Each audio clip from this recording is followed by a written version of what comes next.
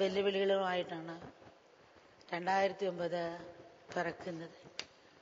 ലോകമെമ്പാടുമുള്ളവർ പാട്ടും നൃത്തവും ഒക്കെയായിട്ട് ആഘോഷപൂർവ്വം ഈ പുതുവത്സരത്തെ വരവേൽക്കാറുണ്ട്. ഒരു വശത്ത് സാമ്പത്തിക പ്രതിസന്ധി ആശങ്ക പരത്തുന്നു, മറുവശത്ത് യുദ്ധവും സംഘർഷവും മനുഷ്യർ ഭീതിയിലാഴ്ത്തുന്നു. ആഗോള താപനില ഉയർന്നു വരുന്നതിനെ പറ്റി കരുതിയിരുന്നതിലും നേരത്തെ വരുമെന്ന് ശാസ്ത്രജ്ഞന്മാരിപ്പോൾ പുറപ്പെടുവിക്കുന്നു.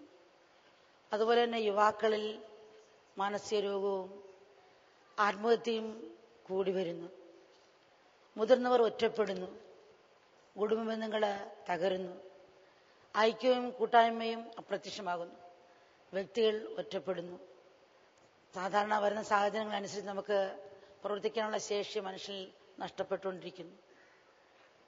സ്ഥിരതയില്ലായ്മയും മത്സരബുദ്ധിയുടെയും പേരിൽ വിദ്വേഷവും പ്രതികാരമാണെന്ന് മനുഷ്യനെ നയിക്കുന്നത്.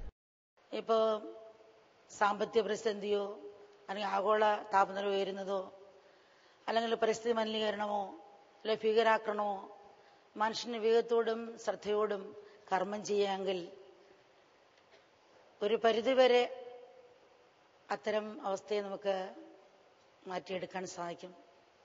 മറ്റുള്ളവർക്ക് സന്തോഷം പകരുന്ന നല്ല കാര്യങ്ങൾ ചെയ്ത് നമുക്ക് നീങ്ങാം. നേട്ടങ്ങളിൽ അഹങ്കരിക്കാത്തൊരു മനസ്സിനെ നമുക്ക് ഉണ്ടാക്കിയെടുക്കണം. പരാജയങ്ങൾ പതറാത്ത ഒരു മനസ്സിനെ ഉണ്ടാക്കിയെടുക്കണം. കൊടുക്കുന്നതിൽ ആഹ്ലാദം കണ്ടെത്തുന്ന ഒരു മനസ്സിനെ ഉണ്ടാക്കിയെടുക്കണം. എതിർക്കുന്ന ഒരു സ്നേഹപൂർവ്വം സ്വീകരിക്കാനുള്ള നല്ലൊരു മനസ്സിനെ ഉണ്ടാക്കിയെടുക്കണം.